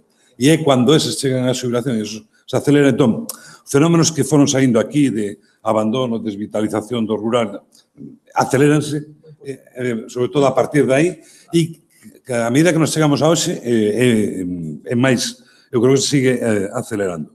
E pareceme fundamental traballar sobre iso e simplemente non ten sentido facer unha intervención para decir estou de acordo con tal, pero pareceme moi interesante o que apuntaba Antonio Salgueiro sobre que é máis barato, ainda que parece que sai caro, fomentar estas medidas de prevención. Nese sentido, do punto de vista da investigación, por exemplo, bótase en falta, dentro das carencias, en Galicia non hai ninguna que eu coñeza, ningún dato oficial, ningún estímulo para que os haxa para analizar nin o coste derivado dos incendios, hai unha investigación de colegas miñas para tratar de ver, pero eso debería ser un obxecto de estudios, ni siquiera o coste directo do dispositivo de prevención, sobre todo de extinción. Tería que andar sumando para poder facer este balance social. E na liña que eu decía onte, de non tratar a sociedade como infantil, decir, usted que prefire? Que sigamos gastando isto tal ou non? E un apunte breve sobre unha cosa que está saindo continuamente, que é o papel dos factores humanos na orixe das ignicións. Eu non teño a resposta. Un pode ver cousas raras. Cando ten responsabilidades maiores ou menores de goberno e o pilla unha situación destas, a tentación é buscar unha justificación. No 2006, eu decía, cando eu non daba aterrizado vindo no avión en Lavacolla, despois non podía chegar de Santiago a Nigrán, onde tiño o resto da familia, e decía, joder, es que nos atacan a nós. Entón, esa tentación, digo eu, porque tamén o viví. Pero eu creo que en todos os aspectos da vida deberíamos, insisto, no da racionalidade. Eu, as investigacións que coñezo ata agora, sei que un di, isto sona raro. Pero, por exemplo, sona raro o incendio das Neves, pero agora sabemos que pasou de Monsáu. E co relatorio que se vai facer en Portugal, o que está facendo agora, seguramente imos poder aclarar que raro pasou nas Neves e en Salvaterra. Entón, que desde o propio ámbito público, non digo os que estamos hoxe aquí, de responsabilidade política, se fomente esta visión máxica e irracional da realidade, sin facer previamente un esforzo de se o explican, se non o explican, os factores que un ten asociado, pues, habrá que buscar que hai alguén aí que o fai por motivos descoñecidos. Pero, primeiro, fagamos un esforzo e, ás veces, de intentar buscar se hai causas racionais. É dicir, pues, que salta un incendio, que cruza o Miño, por exemplo, ao fin de semana do 14 e 15 houve un incendio que cruzou o Miño, nunca pasou iso. Pero cantos kilómetros de ancho ten o río Miño para que non poda saltar? Entón, miremos iso e despois tratemos de detectalo. E hai unha cousa, e estaba dubidando en decila, pero acostumbro a meterme en todos os charcos e, por tanto, non vou resistir a tentación. Eu creo que, cando eu decía antes que somos capaces desde o ámbito científico, e máis ciencias as experimentais, ou de economía, temos asumido de fai tempo, que escribía Mario Bunge, de que a economía non é unha ciencia, non? Pero desde os ámbitos científicos somos capaces de abordar razonablemente as diferentes factores que configuran os incendios, excepto cando nos aparecen os individuos. E, en concreto, os individuos habitantes do rural. E a parte provocadora que vou soltar, e da cal eu tamén son partícipe, que eu pregúntome se isto non terá algo que ver con que, e xa sei que pode sonar demagóxico, pero, por favor, quitade a parte demagóxica que pode sonar, se non terá algo que ver que tanto o mundo da investigación como o mundo da extinción de incendios cada vez está máis desvinculado deses habitantes do rural. E entón non somos capaces de entender, non somos capaces de comprender, e o que a mellor nos parece non, é que son gamberros, e non digo xustificar, digo, cando haxa factores humanos, intentar entenderlos. Porque cando eu era rapaz, non había servicio de extinción, cando ardía algo, saíamos todos a apagar. E éramos capaces, e podíamos despois saber, pois foi este que intentou queimar isto, ou a ver que pasou ali e descontrolouse. Entón, esta tendencia, ou esta dificultade que temos, e métome eu, para ser capaz de decodificar que pode pasar para que haxe determinado tipo de comportamentos, eu pregúntome en voz alta se non ten bastante que ver con que houve unha externalización de todo relacionado coa xestión do lume, incluído o estudio relacionado co lume, respecto á propia sociedade rural. E, ao mellor, deberíamos de vez en cando ver a cara a algún paisano para intentar entender. E eu podría poñer exemplos, pero por prudencia non vou facer aquí. No 2006 eu coñecín directamente casos de conflictos que existían, no cual se fixo unha xestión discreta e acabou levando a que nesa zona, que non vou dicir por suposto, durante varios anos non volvera a haber incendios. Había un conflicto que unha vez que o vedi, pues, bueno, eu colocado na mesma situación teria feito o mesmo. Entón, intentemos resolver, cando hai conflictos detrás, intentemos resolverlos. E porque se o atribuímos, a min o de atribuir a cousas irracionais que non se acaba de entender, como cartesiano que son, xérame frustración. Porque qual é a actuación? Qual é a actuación? Perdón. Ya sabía que iba a meterme no chat. Pero hay dos personas más, hay tres personas más. Un modo de visión tamén.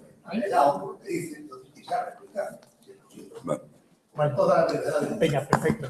Vamos a ver, eu pregunto o seguinte, ante un feito puntual como é un incendio, que hai que facer? Buscar a causa, facelo desaparecer como tal, e despois averiguar, digamos, os condicionamentos sociolóxicos. Segunda cuestión. Totalmente de acordo con ese aloxamento que temos os das cidades respecto do rural, para non buscar causas, etc. Con eso chega, con buscar as causas. Efeitos consumados. Apareceron feitos consumados abondo, Plácido falou deso con moita profusión, porque ten experiencia no tema moita máis que podía ter eu, que non teño ninguna nese aspecto, e non sei se vostede a ten. Entonces, ante feitos consumados como aparellos que aparecen, etc., hai algún tipo de dúbida sobre ese tipo de actuacións? Podes incurrir no erro, a mellor de facer, de non saber diferenciar incendios ou lumes grandes de lumes pequenos. Ese pode ser un erro. Ora, non se pode votar, digamos, o tema sociolóxico como solución a todo, Muchas gracias. Perfecto. Bien, allí hay dos personas que querían hablar. Por favor, sí os pido que sean intervenciones un poquito más cortas para que, por la hora y por el... Sí. Yo seré breve. Porque tenemos que terminar, ¿no? Seré breve. Adelante. Sobre todo con Edelmiro, porque ayer su charla me pareció muy interesante. Nos hemos convertido, de facto, en una sociedad terciaria que no necesita el territorio en el que habita para vivir. Vivimos de espalda a él, ya no necesitamos muchas de las cosas que nos proporciona. Pero a mí un poco lo más sorprendente, un poco en esto de potenciar nuevas iniciativas, es cómo no nos aprovechamos de las que ya existen. Es decir, me resulta muy chocante andar por buena parte del rural y encontrar una nave enorme de 20.000 pollos que no tiene ninguna base territorial asociada a esa explotación. Es decir, hoy en día tenemos miles de granjas de pollo, de conejos, de vacas lecheras, de lo que queramos, que se alimentan de piensos que vienen importados de Estados Unidos, Uruguay, etcétera, sin que se le exija por parte de una determinada normativa europea un grado de autoabastecimiento a la alimentación de lo que va a producir. ¿Consideras que eso puede potenciar toda esta recuperación de espacio, este mosaico tan necesario para evitar ya no solo hacer fajas en torno a un núcleo, sino limitar la extensión del fuego en, bueno, pues eso, creando las grandes interrupciones de vegetación, ¿no? Sí, ¿quieres contestar algo sobre ello? No, como quieras. Vale. Sí, yo estoy de acuerdo con lo que estás diciendo y efectivamente es curioso, ¿no? ¿Había alguna pregunta más aquí? Vale. Plácido, vale. Plácido ya ha hablado, ¿no? Edelmiro, o lume que pasou de Portugal, outro. Perdón, un momentito, oigamos, sí. Eu che podo dicir que procesei 50.000 lumes en 5 anos con informes dos que estaban a pé de lume dicindo se era intencionado, se era neglixencia, se era isto. Eu fui un experimental, é dicir, estou falando de datos experimentais, non de hipótese. Non estou falando, botándolle a culpa aos nosos paisanos de modo xeral, pobre de min. Pero que hai? Existe algún informe ao respecto? Sí. Os da Fiscalía. Sí, no. 2006 e o Calices. Están clasificados as motivacións e as causas, hai unha escolma perfectamente definida de cales son as causas. Consulta porque están as motivacións. Datos policiais de investigación. Pero os datos da xente que está pegado ao lume, che podo decir, Delmiro, 50.000 lumes procesados por ás 8 da mañá, a partir das 8 da mañá, con datos puntuais de cales faran as motivacións, as causas, decirlo así, de aquel lume. Dito por xente que estaba pegada ao lume, apagando o lume en contacto coa xente. E o contacto coa xente, eu penso que as xentes forestais e os traballadores de defensa contra incendios, non dos que contratan ao mellor así, e ao mellor están un pouco máis despegados, son 3 meses, pero o Servicio de Defensa está en contacto coa xente do rural, sempre estuvo e sigue estando. Muchas gracias. Hay delante aquí otra cuestión.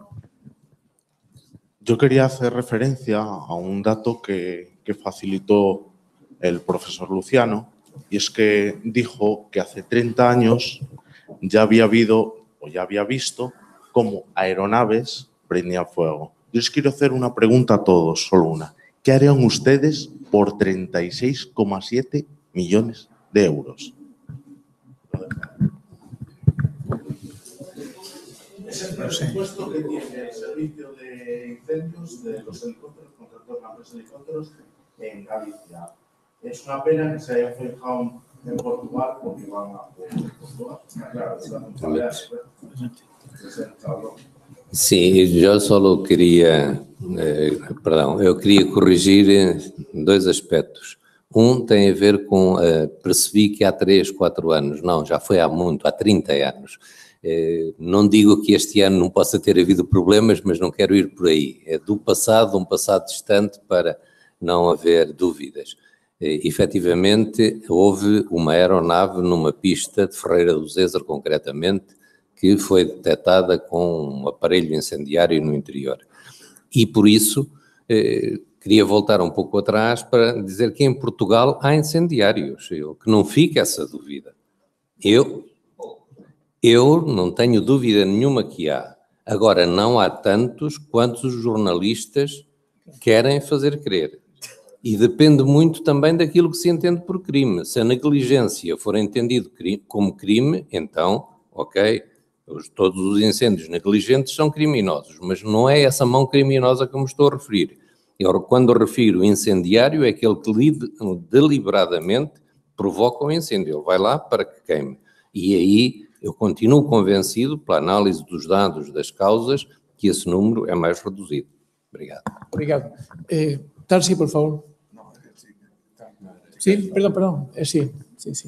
Vale, bos días. Ante todo, quero decir que con tanta información a miña mente está bastante ocupada e a claridade para expresar a idea que pretendo vai ser un pouco complexa, pero eu quería plantexar nesta mesa redonda o papel do ecosistema forestal autóctono como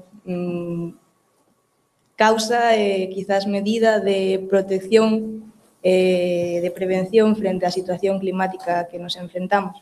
Entón, eu boto de menos un tratar o tema da conservación da biodiversidade e, sobre todo, boto en falta o estudo da situación real da biodiversidade no Monte Galego.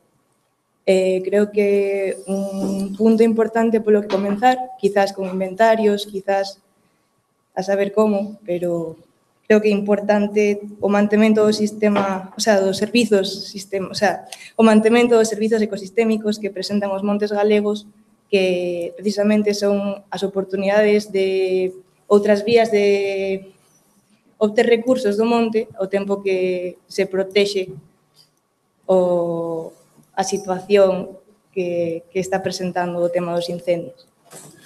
Muchas gracias. Muchas gracias. Tal, si querías hablar.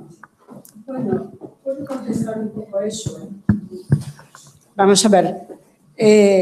La riqueza del monte gallego es muchísima. Si lo queman, indudablemente se pierde todo lo de la biodiversidad y todo lo que, me parece que otra persona hablaba, de lo que se puede recoger del monte. Y en ese sentido, creo que por eso hay que protegerlos. Y además hay que conservarlos y mejorarlos. Y para mejorarlos hay que mejorar el suelo. Si el suelo se pierde por los incendios, entonces quedamos sin monte. Y quería decirle también, a usted no, al señor que habló de poner, al señor que decía de poner árboles caducifolios en eso, hay que tener en cuenta que cuando se hace una recuperación del monte quemado, hay que tener en cuenta, bueno, mejor volver a hacer un bosque, pero hay que tener en cuenta las plantas que se ponen, los árboles que se ponen. Y las caducifolias normalmente necesitan una cosa que no se tiene en cuenta, que es la profundidad del suelo, porque si no, no pueden crecer. Y desafortunadamente, cuando hay incendios muy severos, se quema la materia orgánica, luego puede haber erosión, y entonces ahí es porque surgieron mucho las plantaciones de pinos, porque los pinos pueden moverse por el medio del granito, por ejemplo, y tal, ¿no? Y era lo que quería decir. Muchas gracias. Había una persona ahí que quería preguntar también, ¿verdad? Atrás. Sí, adelante. Bueno, teño unha dúbida de si saltamos da segunda pregunta á terceira, porque creo que fai tempo que saltamos a terceira. Veo que ha sido imposible seguir el esquema, pero non importa. Bueno, en canto á segunda pregunta, que non sei se está pechada, falábase de cales eran, digamos, as características destes novos incendios e intentando, bueno, poñer o meu grado de arena. A min pareceme que hai varias cuestións, unha falouse delas o cambio climático, é dicir, estas novas aparicións de fenómenos meteorolóxicos que virán cando veñen, non sabemos cando veñen, e que pouco lle podemos facer. Despois, a intensidade destes incendios, o seu tamaño, os danos que provoca, o combustible que vai a ir encontrando, que tamén é unha modificación sustancial co que había fai 30, 40, 50 anos, tanto na cantidade como na tipoloxía de combustible, e despois a capacidade de extinción dos medios de extinción. Posto que nestes grandes incendios que estamos a ver, non hai dispositivo capaz de poder acometer estes niveis de lumes. De acordo. Que ocorre? Eu son ultradefensor do sistema de extinción que temos aquí en Galicia. Somos uns moi bons profesionais. Temos moitísima experiencia, pero podería funcionar mellor. E a verdade é que, por moi ben que funcionase, cando veñen unhas situacións como do 15 de outubro, é indominable totalmente. Si vamos a pasar despois a terceira pregunta, despois xa fago outra intervención. Lo dudo porque no tenemos tiempo. Aprovecha para decir que cambiarías. Por eso. Aprovecha para decir que cambiarías del sistema actual de extinción. Vamos a ver. Todo isto é un engranaxe. Non son medidas ailladas. Me refiro a extinción, por un lado, a prevención, por outro, porque a extinción sin a prevención está condenada ao fracaso.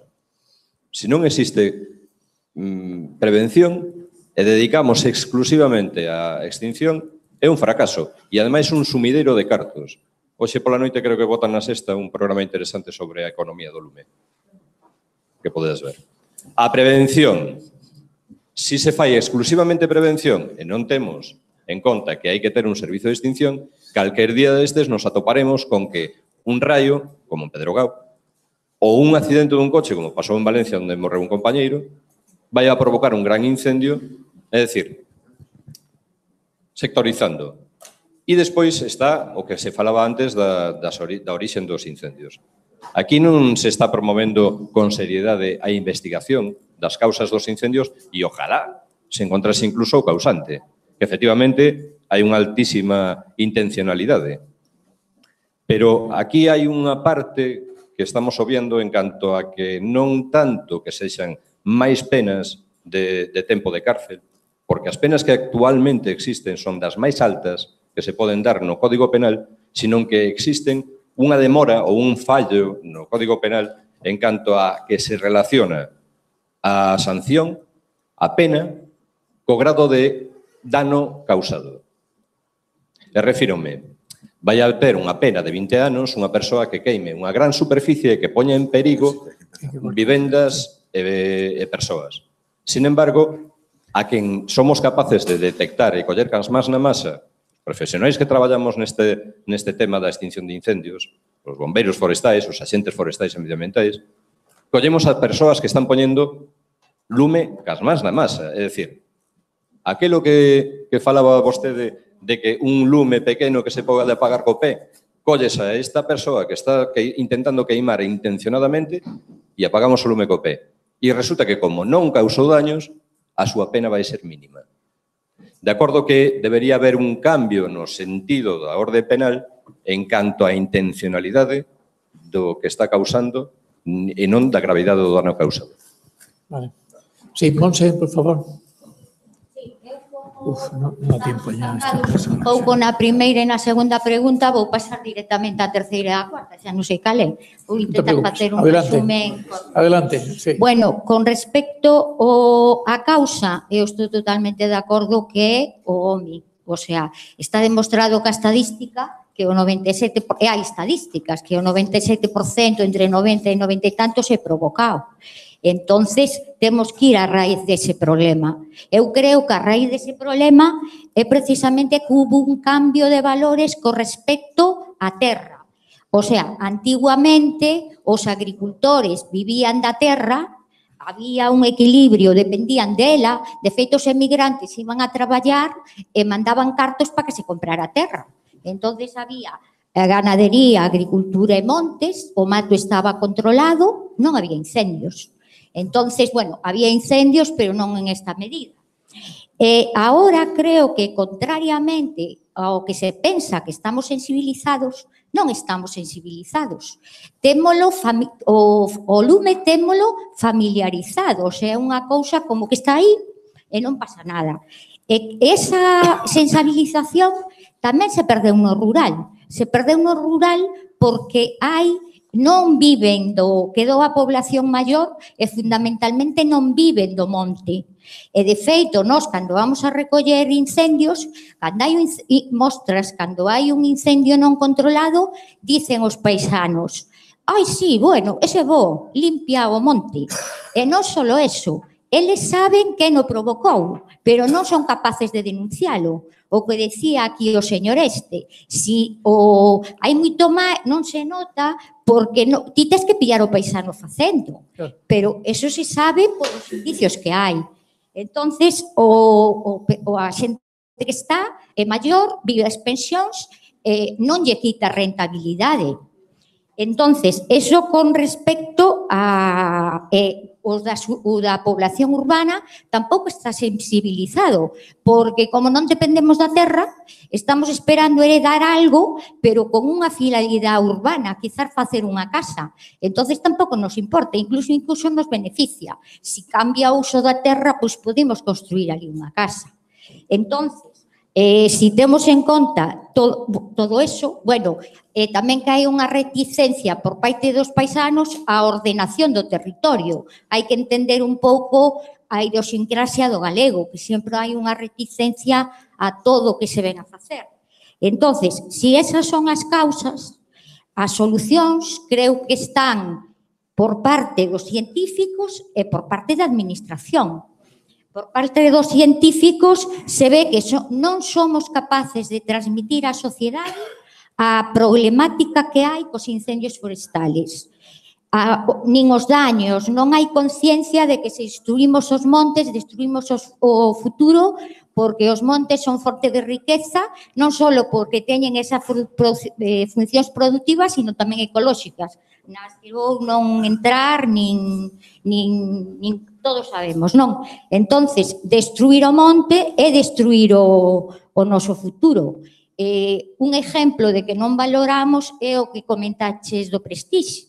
O sea, as pérdidas do Prestige si se teñen en conta, as pérdidas dos incendios non se teñen en conta.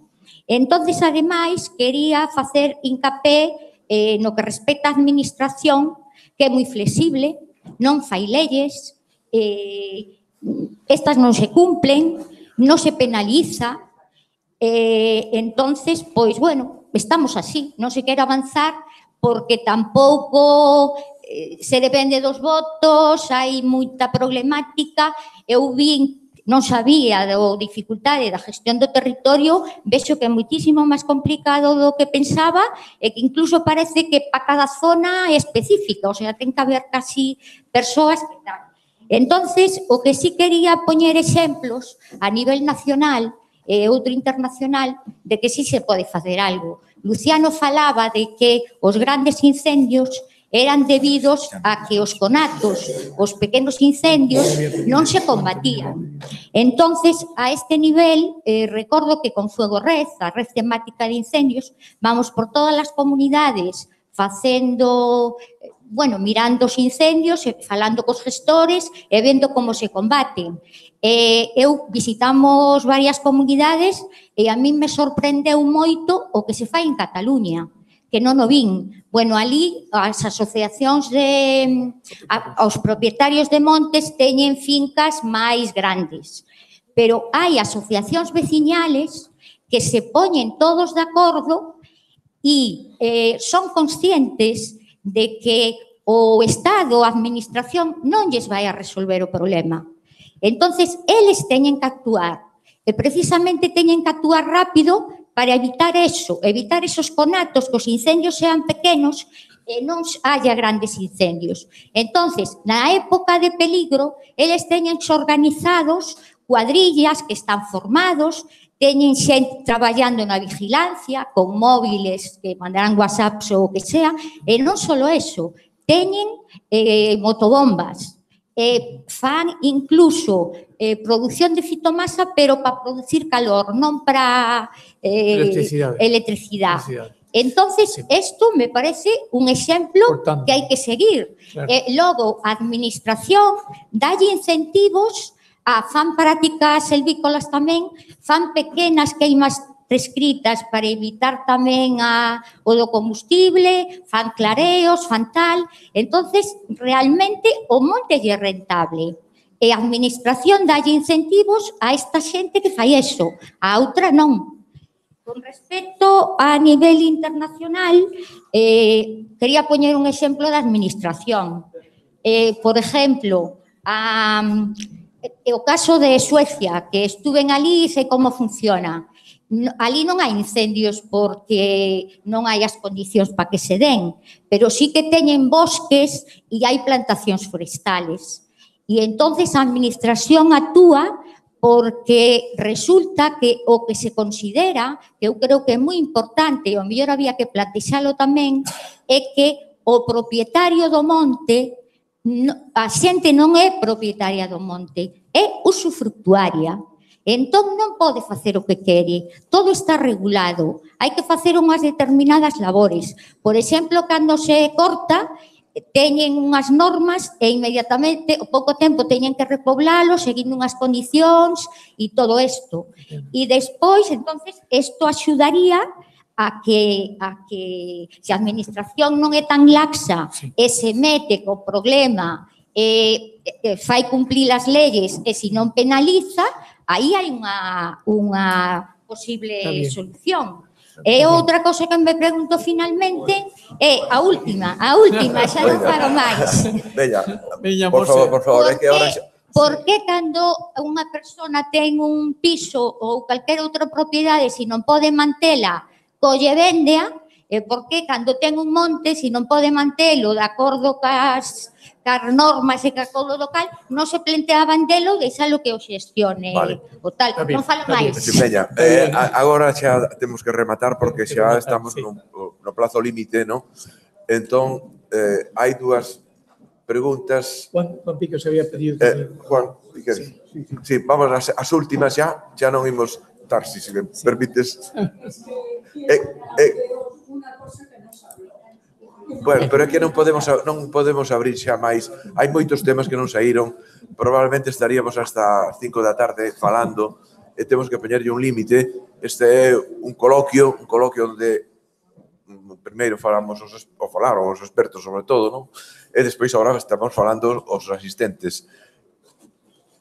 Non vamos a chegar de momento a ninguna solución, vamos simplemente a abrir vías, a aclarar un pouco as ideas, se é posible, pero temos que poñerlle un límite, evidentemente, non?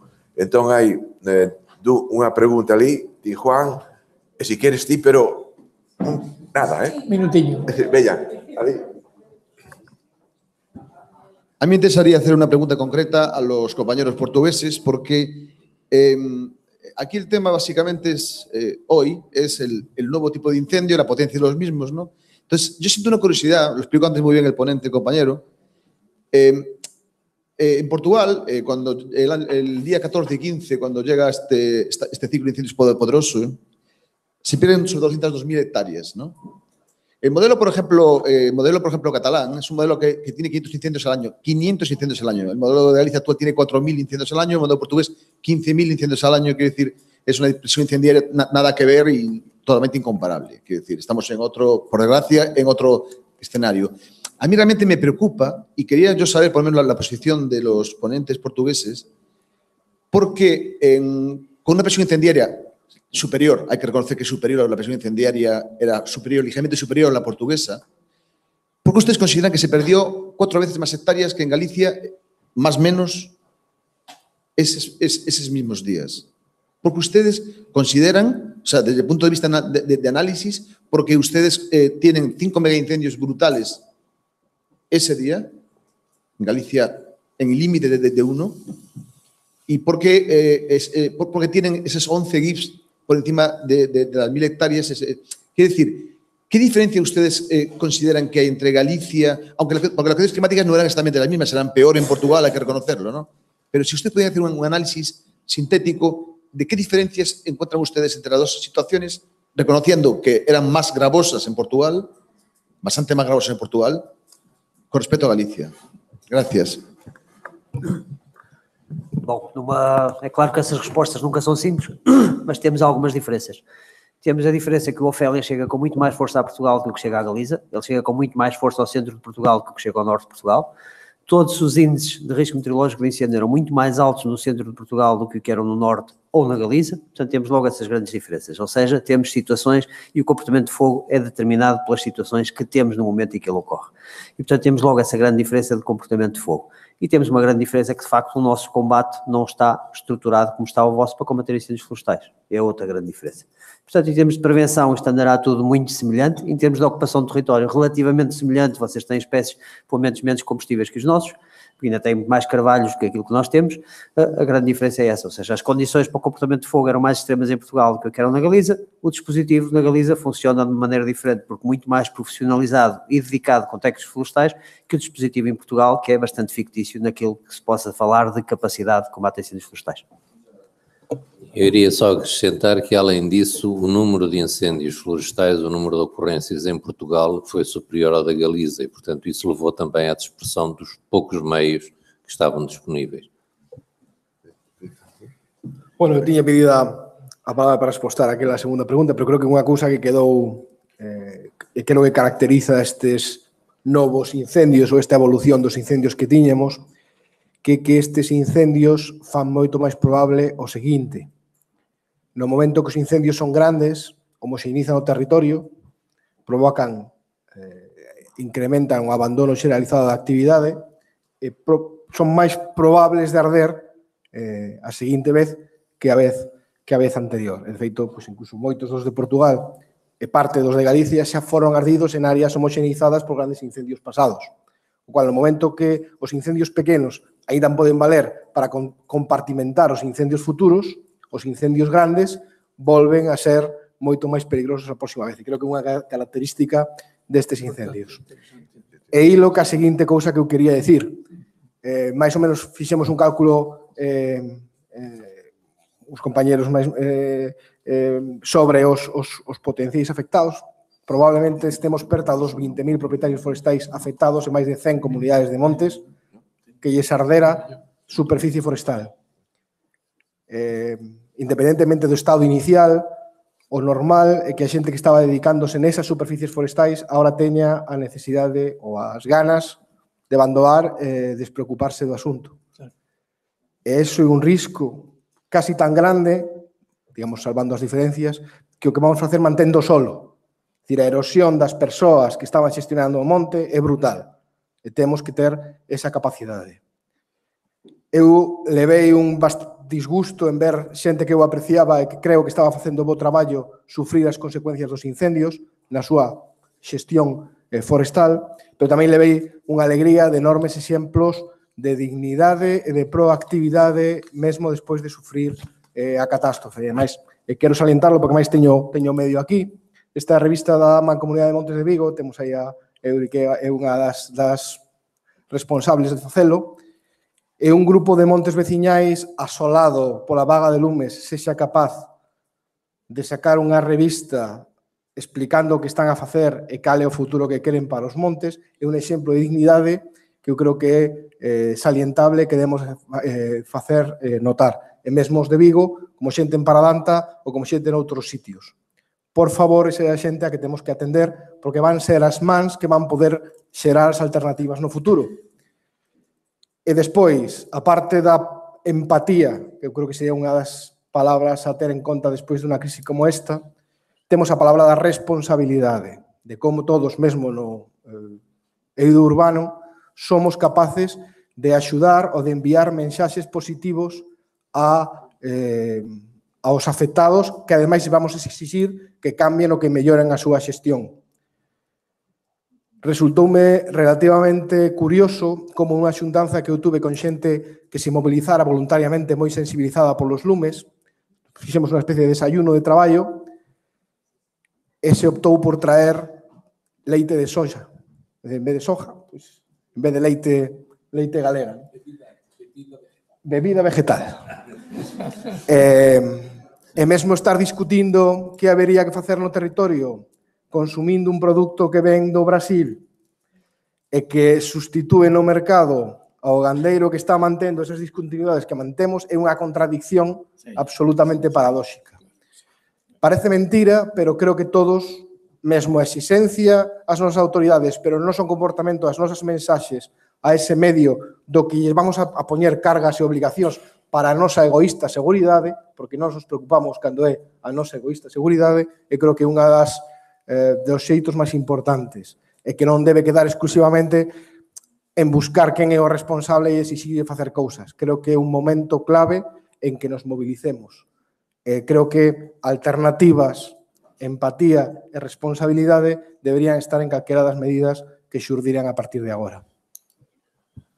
Bueno, pues moitas grazas a Juan Picos, porque realmente puxolle un broche, creo que moi interesante a este coloquio.